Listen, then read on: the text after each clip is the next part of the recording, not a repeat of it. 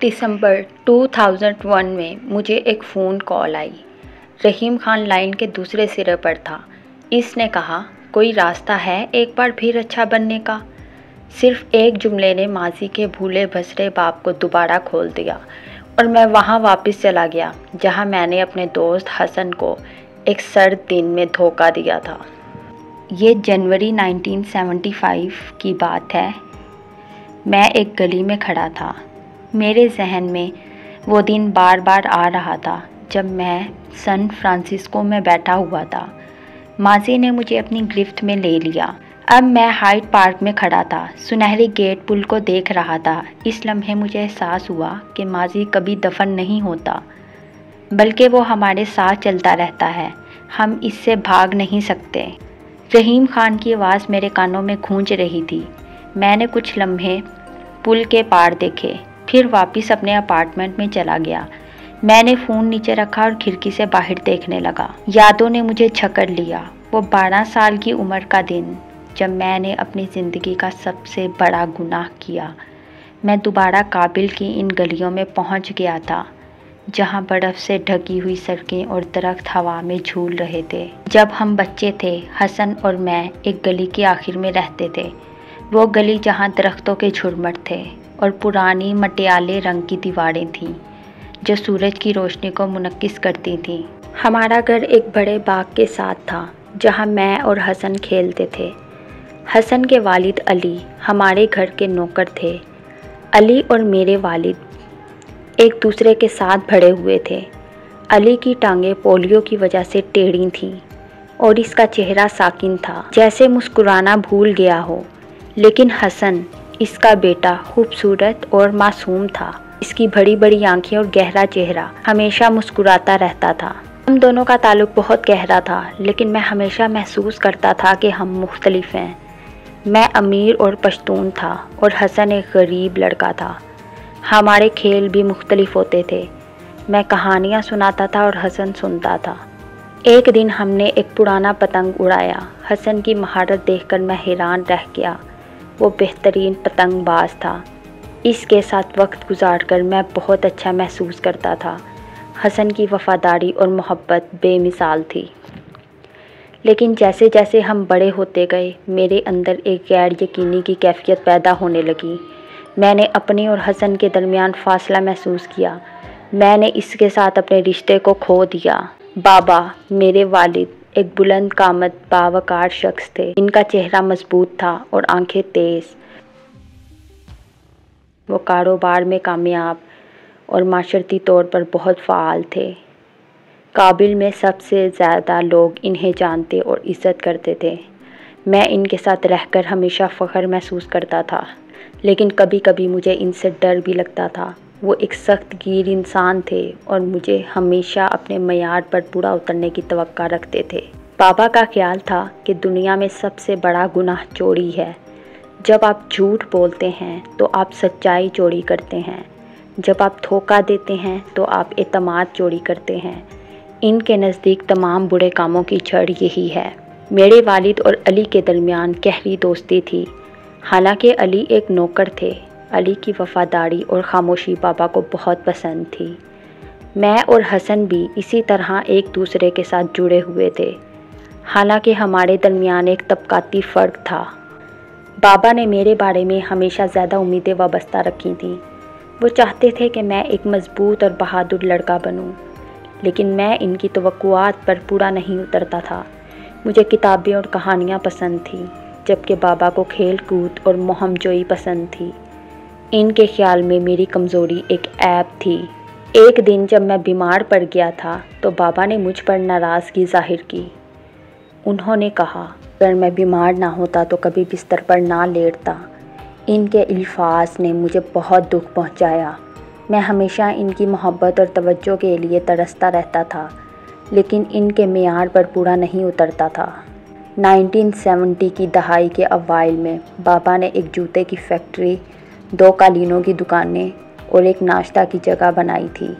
उन्होंने इस कारोबार को खुद बनाया था, अपनी मेहनत और अज़म से। काबिल में इनकी शोहरत इस वजह से थी कि वो एक कामयाब और दयानतदार ताजिर हैं। بابا کی کامیابیوں اور ان کی بلند مقام نے مجھے ہمیشہ حیرت میں ڈالا۔ مجھے یاد ہے کہ میں اکثر اپنے کمرے میں کہانیاں لکھتا تھا۔ میں نے اپنے والد کی کتابیں پڑھ کر اپنے تخیل کو پروان چڑھایا تھا۔ میری پہلی کہانی جو میں نے لکھی ایک انسان کے بارے میں تھی جس کے آنسو موتی بن جاتے تھے۔ میں نے اپنی کہانی رحیم خان کو سنائی جو بابا کے قریبی دوست تھے اور ایک نہایت سمجھدار شخص تھے۔ رحیم خان نے میری کہانی کی بہت تعریف کی اور مجھے اور لکھنے کی ترغیب دی۔ حسن اور میں ہمیشہ ساتھ کھیلتے تھے۔ وہ میرا بہترین دوست اور سب سے زیادہ وفادار تھا۔ ہم دونوں نے اپنی زندگیوں کے بہت سے اہم لمحے ساتھ گزارے۔ حسن کو کہانیاں بہت پسند تھیں، خاص طور پر وہ کہانیاں جو میں لکھتا تھا۔ اس نے ہمیشہ میری تحریروں کی تعریف کی اور میری حوصلہ افزائی کی۔ بابا کی موجودگی میں ہمیشہ اپنے آپ کو چھوٹا اور کمزور محسوس کرتا تھا، لیکن حسن کی دوستی اور رحیم خان کی حوصلہ افزائی نے مجھے اندرونی طور پر مضبوط بنا دیا۔ میں نے ایک دن اپنی کہانی بابا کو سنانے کی کوشش کی، لیکن وہ ہمیشہ مصروف رہتے تھے۔ ان کی توجہ حاصل کرنا میرے لیے ہمیشہ مشکل رہا۔ انہوں نے کبھی میرے لکھنے کو سنجیدگی سے نہیں لیا۔ مجھے یاد ہے کہ بابا نے ایک بار کہا تھا، دنیا میں 2 قسم کے لوگ ہوتے ہیں، وہ جو تماشا کرتے ہیں اور وہ جو تماشا دیکھتے ہیں۔ میں ہمیشہ اس بات سے متفق نہیں تھا، لیکن بابا کی نظر میں یہ زندگی کا سب سے بڑا اصول تھا۔ میں نے اور حسن نے 1973 کی گرمیاں اپنے گھر کے باہر گلیوں میں کھیلتے ہوئے گزاری۔ ایک رات جب ہم سو رہے تھے تو کابل میں اچانک گولیاں چلنے لگیں اور دھماکوں کی آوازیں آنے لگیں۔ میں اور حسن ڈر کے مارے ایک دوسرے کے ساتھ لپٹ گئے۔ یہ کابل میں فوجی بغاوت کا آغاز تھا اور افغانستان میں بادشاہت کا خاتمہ ہو رہا تھا۔ اگلی صبح بابا گھر واپس آئے اور کہا کہ افغانستان کا نیا صدر سردار محمد داؤد خان ہے، جو کہ بادشاہ ظاہر شاہ کا چچا زاد بھائی ہے۔ بغاوت نے ہماری زندگیوں کو بدل دیا اور کابل میں خوف اور غیر یقینی کی فضا چھا گئی، لیکن بابا نے ہمیں دلاسا دیا کہ ہمیں ڈرنے کی ضرورت نہیں ہے۔ ایک دن میں اور حسن گلی میں کھیل رہے تھے کہ ہمیں 3 لڑکوں نے گھیر لیا۔ ان میں سے ایک آصف، جو ہمارے محلے کا گنڈا تھا، نے ہمیں دھمکانا شروع کر دیا۔ آصف کے ہاتھ میں پتل کی کوئی چیز تھی اور وہ ہمیں مارنے کی دھمکی دے رہا تھا۔ آصف نے مجھ پر اور حسن پر نفرت انگیز باتیں کی، خاص طور پر حسن کی نسل اور مذہب کے بارے میں۔ اس نے حسن کو بہت گندا کہا۔ آصف نے مجھے مارنے کی کوشش کی، لیکن حسن نے اس کی آنکھوں میں گھور کر اسے روک دیا۔ حسن نے اپنی گلیل نکالی اور آصف کو نشانہ بنایا۔ آصف ہنسنے لگا، لیکن حسن کی گلیل کے خوف نے اسے پیچھے ہٹنے پر مجبور کر دیا۔ آصف نے ہمیں دھمکی دی کہ وہ ہمیں بعد میں دیکھے گا اور پھر وہ اپنے دوستوں کے ساتھ چلا گیا۔ حسن نے مجھ سے کہا کہ ہم واپس گھر چلیں۔ راستے میں میں نے حسن سے کہا کہ وہ بہت بہادر ہے۔ اس نے ہنس کر جواب دیا کہ وہ میرے لیے کچھ بھی کر سکتا ہے۔ میں نے اس کی وفاداری اور محبت کو محسوس کیا، لیکن میرے دل میں ایک عجیب سا خوف بھی تھا۔ میں نے سوچا کہ کیا میں بھی حسن کے لیے وہی سب کچھ کر سکتا ہوں جو اس نے میرے لیے کیا تھا۔ ہر سال موسم سرما میں کابل کے آسمان میں پتنگیں اڑائی جاتی تھیں۔ پتنگ بازی کابل میں بہت بڑا کھیل تھا اور ہر بچہ اس میں حصہ لیتا تھا۔ میرے لیے یہ نہ صرف ایک کھیل تھا بلکہ اپنی مہارت اور جیتنے کی خواہش کی آزمائش بھی تھی۔ بابا نے ہمیشہ میری پتنگ بازی کی حمایت کی تھی اور انہوں نے میرے لیے سب سے بہترین پتنگیں خریدی تھیں۔ مجھے یاد ہے کہ ہر سال موسم سرما میں ہم پتنگ بازی کی تیاری کرتے تھے۔ میں اور حسن ایک ٹیم بناتے تھے۔ میں پتنگ اڑاتا تھا اور حسن میرا پتنگ کاٹتا تھا۔ جب بھی میں کسی کی پتنگ کاٹتا، حسن اس کٹی ہوئی پتنگ کو پکڑنے کے لیے دوڑتا۔ ہر سال کابل میں پتنگ بازی کا ایک بہت بڑا مقابلہ ہوتا تھا، جسے جیتنا میرے لیے بہت اہم تھا۔ بابا بھی اس مقابلے کو بہت اہمیت دیتے تھے۔ مجھے یاد ہے کہ ایک بار میں نے بابا سے کہا تھا، اگر میں یہ مقابلہ جیت گیا تو آپ کو مجھ پر فخر ہوگا۔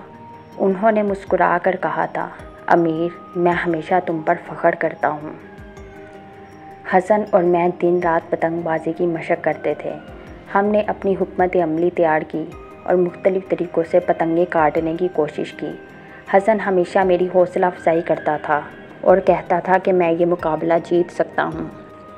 پتنگ بازی کے دن کابل کی فضا میں ہزاروں پتنگیں اڑ رہی تھیں۔ ہر کوئی اپنی پتنگ کی ڈور مضبوطی سے پکڑے ہوئے تھا۔ میں نے اپنی پتنگ اڑائی اور حسن میرے پیچھے کھڑا ہو کر میرے ہر اشارے کو سمجھ رہا تھا۔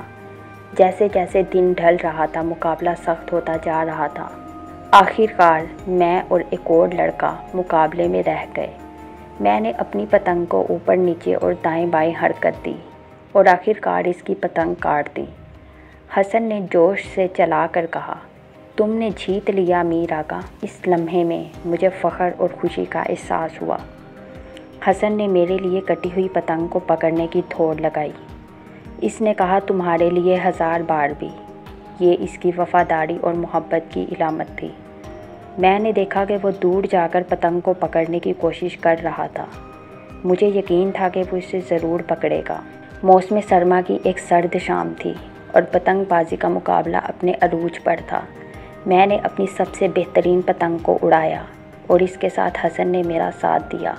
وہ ہمیشہ کی طرح میری طرف دیکھتا رہا اور میں اس کی وفاداری کو محسوس کرتا رہا۔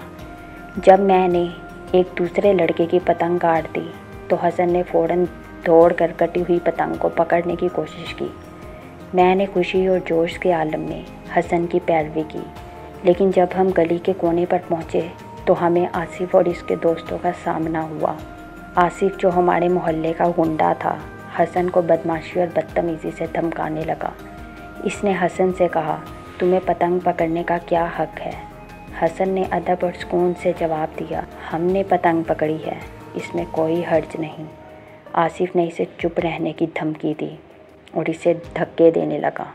میری آنکھوں کے سامنے آصف نے حسن کے ساتھ بدتمیزی کی اور اسے زبردستی ایک کونے میں دھکیل دیا۔ آصف نے حسن کو مارا اور اسے دھمکایا کہ وہ پتنگ چھوڑ دے۔ حسن کی آنکھوں میں خوف تھا، لیکن اس نے اپنی جگہ نہیں چھوڑی۔ میں آصف کو روکتا رہا، لیکن میرے ہاتھ بندھے ہوئے تھے۔ میں خوف کے مارے حرکت نہیں کر پا رہا تھا۔ آصف نے حسن کو گرا دیا اور پتنگ کو چھین لیا۔ حسن نے آصف کی گرفت سے خود کو آزاد کرنے کی کوشش کی، لیکن اس کی کوششیں ناکام رہیں۔ میں نے دیکھا کہ آصف اور اس کے دوست حسن کو مار رہے تھے اور میں کچھ نہیں کر پا رہا تھا۔ آخر کار آصف اور اس کے دوستوں نے حسن کو دھکے دے کر وہاں سے بھگا دیا اور پتنگ لے لی۔ حسن نے بہت کوشش کی، لیکن وہ کامیاب نہیں ہو سکا۔ میں نے دیکھا کہ حسن کی آنکھوں میں آنسو تھے اور اس کی حالت بھی خراب ہو رہی تھی۔ جب میں نے حسن سے پوچھا کہ وہ کیسا ہے تو اس نے خاموشی سے جواب دیا، میں ٹھیک ہوں امیر، لیکن اس کے چہرے پر دکھ اور تکلیف کی جھلک واضح تھی۔ اس دن کے بعد ہماری دوستی میں ایک خاموش سا خلا آ گیا تھا اور میرے دل میں ایک عجیب سا بوجھ محسوس ہونے لگا۔ بہت دنوں کے بعد میں نے محسوس کیا کہ حسن کے ساتھ جو کچھ ہوا ہے اس کا بوجھ میرے دل پر بہت گہرا ہے۔ میں نے خود کو اس احساس سے آزاد کرنے کی کوشش کی کہ میں اس وقت مدد نہ کر سکا تھا، لیکن میرے دل میں ہمیشہ ایک گہرا دکھ موجود تھا۔ اس دوران کابل میں حالات بدتر ہوتے جا رہے تھے۔ افغانستان میں شورش اور عدم استحکام بڑھتا جا رہا تھا۔ ہم نے سنا کہ طالبان نے شہر پر قبضہ کر لیا تھا اور کئی لوگوں کو ہراساں کر رہے تھے۔ بابا نے ہمیں بتایا کہ ہمیں خود کو محفوظ رکھنے کے لیے جلدی سے کوئی فیصلہ کرنا ہوگا۔ ایک دن بابا نے ہمیں بتایا کہ ہمیں فوری طور پر کابل چھوڑ دینا چاہیے۔ انہوں نے کہا کہ ہمارے پاس ایک موقع ہے کہ ہم پاکستان چلے جائیں، جہاں ہمیں عارضی پناہ مل سکتی ہے۔ ہم نے فیصلہ کیا کہ ہم بابا کے ساتھ جائیں گے اور ہم سب نے مل کر سامان باندھنا شروع کر دیا۔ میں نے حسن سے کہا کہ وہ ہمارے ساتھ جائے، لیکن حسن کے والد علی نے انکار کر دیا۔ علی نے کہا کہ وہ اپنے گھر کو چھوڑ کر نہیں جا سکتے۔ انہوں نے پاپا سے کہا کہ ہم آپ کے ساتھ نہیں جا سکتے، یہ ہمارا گھر ہے۔ بابا نے افسوس کے ساتھ کہا، میں سمجھتا ہوں، لیکن حالات بہت خراب ہیں۔ حسن اور علی نے ہمیں الوداع کیا اور ہم نے اپنے سفر کی تیاری کی۔ اس لمحے میں نے حسن کے چہرے پر دکھ اور غم دیکھا۔ حسن نے مجھے کہا، امیر آقا، میں ہمیشہ تمہارے ساتھ ہوں، چاہے ہم کہاں بھی ہوں۔ اس کی باتوں میں محبت اور وفاداری کا پیغام تھا، لیکن مجھے اس کا ساتھ چھوڑنے کا دکھ تھا۔ جب ہم نے کابل چھوڑا تو میرے دل میں ایک بھاری بوجھ تھا۔ میں نے سوچا کہ اگر میں نے حسن کی مدد کی ہوتی تو شاید ہم سب آج خوشحال ہوتے، لیکن میں نے اپنے آپ کو اس حقیقت سے مان لیا کہ زندگی کی پیچیدگیوں اور حالات کا سامنا کرنا پڑتا ہے۔ ہم نے پاکستان پہنچنے کے بعد ایک عارضی پناہ گاہ میں مقیم ہو گئے۔ ہم نے ایک چھوٹے سے اپارٹمنٹ میں رہنا شروع کر دیا، جہاں بابا نے ہمیں بہتر مستقبل کی امید دلائی، لیکن ہمارے دل کابل میں رہ جانے والوں کے بارے میں فکر مند تھے، خاص طور پر حسن اور اس کے والد علی کے بارے میں۔ پاکستان میں ہمارا رہنا مشکلات سے خالی نہیں تھا۔ بابا نے یہاں بھی محنت کرنی شروع کر دی، لیکن ہم ایک نئے ماحول میں اور ایک نئی زندگی کی تلاش میں تھے۔ بابا نے ایک چھوٹی سی دکان کھول لی اور ہم سب نے نئی زندگی کے ساتھ اپنے آپ کو ڈھالنا شروع کیا۔ چند ہفتے بعد مجھے اپنے والد کی طرف سے ایک پریشان کن خبر ملی۔ انہوں نے ہمیں بتایا کہ ہمیں امریکہ میں پناہ مل سکتی ہے۔ یہ ایک نیا موقع تھا، لیکن ہمیں کابل میں اپنے پیچھے رہ جانے والے لوگوں کی فکر بھی تھی۔ ہم نے امریکہ جانے کا فیصلہ کیا اور جلد ہی ہمارے پاس امریکہ جانے کی ٹکٹیں تھیں۔ امریکہ میں پہنچنے کے بعد ہم نے ایک نئے شہر میں آباد ہونے کی کوشش کی۔ بابا نے وہاں بھی محنت کی اور ہم نے ایک نئی زندگی شروع کی۔ میں نے وہاں اسکول جانا شروع کیا اور نئی زبان سیکھنی شروع کر دی۔ بابا کے ساتھ ہم نے ایک نئی شروعات کی اور میں نے اپنے ماضی کی یادوں کو دفن کرنے کی کوشش کی۔ امریکہ میں ہمیں کچھ وقت لگا، لیکن ہم نے جلد ہی اپنے آپ کو نئے ماحول میں ڈھال لیا۔ ہم نے نئے دوست بنائے اور ایک نئی زندگی شروع کی، لیکن دل کی گہرائیوں میں ہم کابل اور وہاں کے لوگوں کے بارے میں فکر مند رہے۔ حسن اور علی کے بغیر زندگی کا یہ نیا سفر ایک چیلنج تھا، لیکن ہم نے اپنے آپ کو ایک بہتر مستقبل کے لیے تیار کر لیا۔ امریکہ میں آ کر ہمیں نئے ماحول میں ڈھالنا آسان نہیں تھا۔ ہم نے ایک نئے شہر میں مکان خریدا اور بابا نے ایک چھوٹے کاروبار کی بنیاد رکھی۔ میں نے اسکول میں نئی زندگی کی شروعات کی اور کوشش کی کہ اپنے ماضی کی یادوں کو بھلا سکوں، لیکن ہر وقت میرے دل میں کابل اور حسن کی یادیں زندہ رہتی تھیں۔ ایک دن میں نے اپنے والد کے ساتھ بات چیت کی۔ انہوں نے کہا کہ ہمیں اپنے آپ کو مضبوط بنانا ہوگا اور نئے ماحول میں کامیاب ہونا ہوگا۔ بابا کی باتیں مجھے حوصلہ دیتی تھیں، لیکن میں ہمیشہ حسن اور علی کے بارے میں سوچتا رہتا تھا۔ امریکہ میں ہمیں بہت سے چیلنجز کا سامنا کرنا پڑا، لیکن ہم نے مل کر ان کا مقابلہ کیا۔ میں نے اسکول میں اچھے نمبر حاصل کیے اور بابا کے ساتھ کاروبار میں بھی شریک ہوا۔ ہم نے اپنے نئے گھر کو گھر کی طرح سجایا اور نئی زندگی میں خوش ہونے کی کوشش کی۔ یادوں میں ایک دن کی بات مجھے ہمیشہ یاد رہتی ہے۔ ہم سب مل کر عید کے دن کی تیاریاں کر رہے تھے اور بابا نے ایک خوبصورت بات کی، امیر، تمہیں اپنے ماضی کو ہمیشہ یاد رکھنا چاہیے، لیکن اسے تمہاری موجودہ زندگی میں رکاوٹ نہیں بننے دینا چاہیے۔ بابا کی یہ باتیں مجھے یاد دلائیں کہ ماضی کی تلخیوں کے باوجود ہمیں اپنے حال اور مستقبل کی طرف دیکھنا چاہیے۔ امریکہ میں ہماری زندگی میں سب کچھ بدل گیا تھا، لیکن ہمارے دل کابل میں چھوڑے گئے لوگوں کے بارے میں فکر مند تھے۔ میں نے حسن اور علی کے بارے میں سوچتے ہوئے اپنے دل کو تسلی دینے کی کوشش کی اور سمجھا کہ ہماری زندگی کا ایک نیا باب شروع ہو چکا ہے۔ امریکہ میں ہم نے اپنی نئی زندگی میں خود کو مستحکم کرنا شروع کر دیا تھا۔ میں نے کالج میں داخلہ لے لیا اور اپنے نئے دوست بنائے۔ میری زندگی میں ایک نیا جذبہ تھا، لیکن میرے دل میں ہمیشہ ایک خلش موجود رہی، کابل اور حسن کے بارے میں۔ کالج میں نے خوبصورتی سے وقت گزارا اور اپنے مطالعہ میں بہترین کارکردگی دکھائی۔ بابا نے بھی اپنے کاروبار کو اور بہتر بنا لیا اور ہم نے ایک بہتر زندگی بنانے کی کوشش کی، لیکن ان سب کے باوجود میرے دل کی گہرائیوں میں ایک خلش تھی جو کبھی ختم نہیں ہوئی۔ ایک دن مجھے رحیم خان کا فون آیا۔ رحیم خان، جو کابل میں ہمارے قریبی دوست تھے، نے مجھے بتایا کہ اب وہ بیمار ہیں اور اپنی آخری خواہش پوری کرنا چاہتے ہیں۔ انہوں نے مجھے افغانستان واپس آنے کی دعوت دی۔ رحیم خان کی باتوں نے میرے دل میں ماضی کی یادوں کو تازہ کر دیا اور میں نے فیصلہ کیا کہ مجھے کابل واپس جانا چاہیے۔ جب میں کابل پہنچا تو میں نے دیکھا کہ شہر میں بہت کچھ بدل چکا تھا۔ طالبان کے دور میں شہر میں بہت ساری تبدیلیاں آئی تھیں۔ میں نے رحیم خان کو ان کی بیمار حالت میں دیکھا اور انہوں نے مجھے بتایا کہ حسن اور علی کے ساتھ کیا ہوا تھا۔ رحیم خان نے کہا کہ حسن اور علی کو طالبان کے حملے میں مار دیا گیا تھا۔ رحیم خان نے مجھے بتایا کہ حسن نے ایک بچے کی پرورش کی تھی، لیکن اس کے بعد اس کا بھی خاتمہ ہو گیا۔ حسن کی وفات کی خبر نے میرے دل کو توڑ دیا۔ میں نے محسوس کیا کہ حسن کی محبت اور وفاداری کا بوجھ میرے دل پر تھا اور مجھے اس کا کفارہ ادا کرنا ہے۔ رحیم خان نے مجھے بتایا تھا کہ حسن کی آخری خواہش تھی کہ میں اس کے بیٹے سہراب کو تلاش کروں اور اس کی دیکھ بھال کروں۔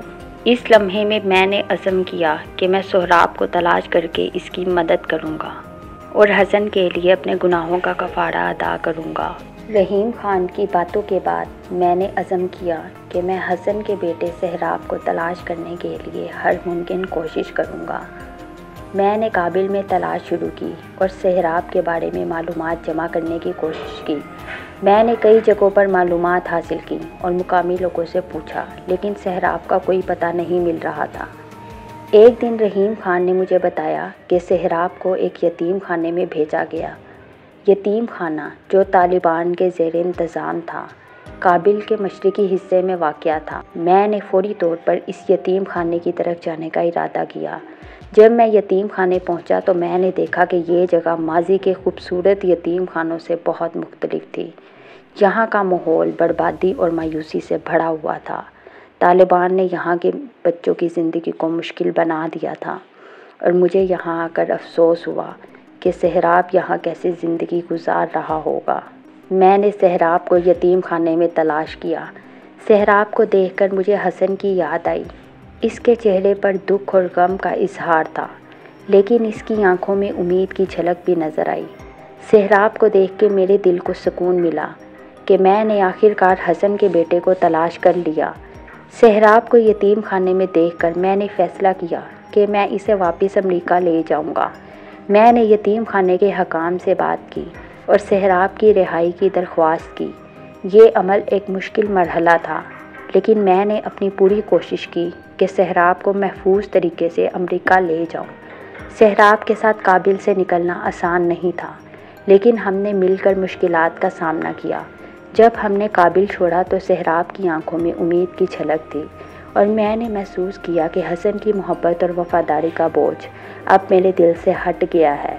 سہراب کے ساتھ امریکہ واپس آ کر ہمیں نئی زندگی میں سہارے کی ضرورت تھی۔ امریکہ میں پہنچ کر سہراب نے خود کو بہت سی تبدیلیوں میں پایا۔ نئے ماحول، زبان اور لوگوں کے درمیان اسے بہت کچھ سیکھنا پڑا۔ میں نے اس کی مدد کرنے کی پوری کوشش کی اور اسے اپنے نئے گھر میں آرام دلانے کی کوشش کی۔ ہم نے سہراب کی دیکھ بھال کے لیے ایک معالج مقرر کیا تاکہ اس کی ذہنی حالت کی بہتری کی جا سکے۔ سہراب نے اسکول جانا شروع کیا اور نئے دوست بنائے، لیکن سہراب کی چپ، سادگی اور تنہائی کو دیکھ کر میں نے محسوس کیا کہ اسے مکمل طور پر سکون نہیں ملا ہے۔ ایک دن سہراب نے مجھے بتایا کہ وہ اپنی پرانی یادوں سے بھاگنا چاہتا ہے۔ اس کی آنکھوں میں دکھ اور غم کی جھلک تھی اور وہ اکثر خاموش رہتا تھا۔ میں نے سہراب سے بات کرنے کی کوشش کی اور اسے یہ سمجھانے کی کوشش کی کہ اس کی زندگی کا ایک نیا آغاز ہے، لیکن سہراب کے دل میں گہرے زخم تھے جو ابھی تک نہیں بھرے تھے۔ میں نے سہراب کے لیے خاص طور پر ایک مشاورت پروگرام شروع کیا تاکہ وہ اپنے ماضی کے دکھوں سے نجات حاصل کر سکے۔ سہراب نے علاج میں حصہ لینا شروع کیا اور آہستہ آہستہ اس کی حالت میں بہتری آئی اور بتدریج اپنے دکھوں سے باہر آ رہا تھا، لیکن یہ عمل وقت طلب تھا۔ سہراب کی زندگی میں تبدیلیاں آنا شروع ہو گئی تھیں، لیکن اس کے باوجود اس کے دل میں جو خلا تھا وہ ابھی بھی موجود تھا۔ امریکہ میں نئے ماحول میں ڈھالنے کے بعد سہراب نے اپنے اسکول میں اچھی کارکردگی دکھانا شروع کی اور دوست بنائے، لیکن اس کی خاموشی اور تنہائی کبھی کبھی مجھے پریشان کر دیتی تھی۔ ایک دن میں نے سہراب کو اسکول میں ایک پروگرام میں حصہ لیتے ہوئے دیکھا۔ پروگرام میں اس نے ایک خوبصورت اور دلکش نظم پڑھی جو اس کے دل کی گہرائیوں سے نکلتی تھی۔ میں نے محسوس کیا کہ سہراب نے اپنی شاعری کے ذریعے اپنے جذبات کا اظہار کیا ہے۔ سہراب کی صحت میں مزید بہتری آنے لگی اور وہ آہستہ آہستہ اپنے ماضی کے زخموں کو بھولنے کی کوشش کر رہا تھا۔ ہم نے مل کر بہت ساری سرگرمیاں کیں، جیسے کہ پارک میں سیر کرنا، کھیلنا اور فلمیں دیکھنا۔ یہ چھوٹے چھوٹے لمحے سہراب کے لیے خوشی کا باعث تھے اور اس کے دل میں سکون لانے میں مددگار ثابت ہوئے۔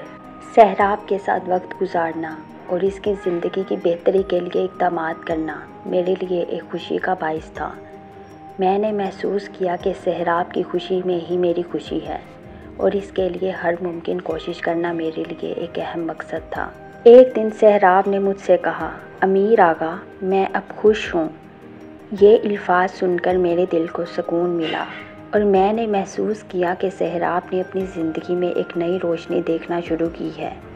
ہم نے اپنے ماضی کے دکھوں کو دفن کرنے کی کوشش کی اور سہراب کے ساتھ نئی یادگار لمحے تخلیق کیے۔ سہراب کی زندگی میں امید اور خوشی کی جھلکیاں ہمیں یقین دلاتی کہ اس نے اپنے ماضی کی تلخیوں کو پیچھے چھوڑ دیا ہے اور ایک نئے مستقبل کی طرف بڑھ رہا ہے۔ سہراب نے اپنی زندگی میں ایک نیا مقصد اور حوصلہ پایا۔ اس نے اپنے ماضی کی یادوں کو کم کرنے کی کوشش کی اور اپنے حال اور مستقبل پر توجہ دی۔ ہم نے سہراب کی خوشی میں اضافہ کرنے کے لیے اسے مزید مواقع فراہم کیے اور اس کی زندگی میں مثبت تبدیلیاں دیکھنے کو ملیں۔ ایک دن سہراب نے مجھے بتایا، امیر آغا، میں اب اپنی زندگی میں خوش ہوں۔ اس کے یہ الفاظ سن کر مجھے سکون اور اطمینان ملا کہ سہراب نے اپنے ماضی کی تلخیوں کو پیچھے چھوڑ دیا ہے اور ایک نئی زندگی کی طرف بڑھ رہا ہے۔ ہم نے سہراب کی زندگی میں خوشی اور سکون لانے کی کوششیں جاری کیں اور اس کی زندگی کے نئے سفر میں اس کا ساتھ دینے کا وعدہ کیا۔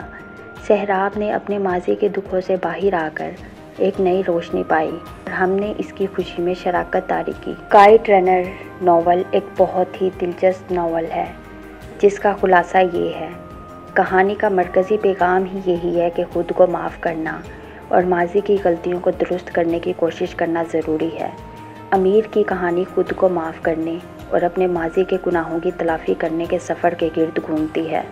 کہانی میں دوستی اور وفاداری کی اہمیت کو اجاگر کیا گیا ہے۔ امیر اور حسن کی دوستی میں وفاداری اور اعتماد کی خوبصورتی اور پیچیدگیاں دکھائی دیتی ہیں۔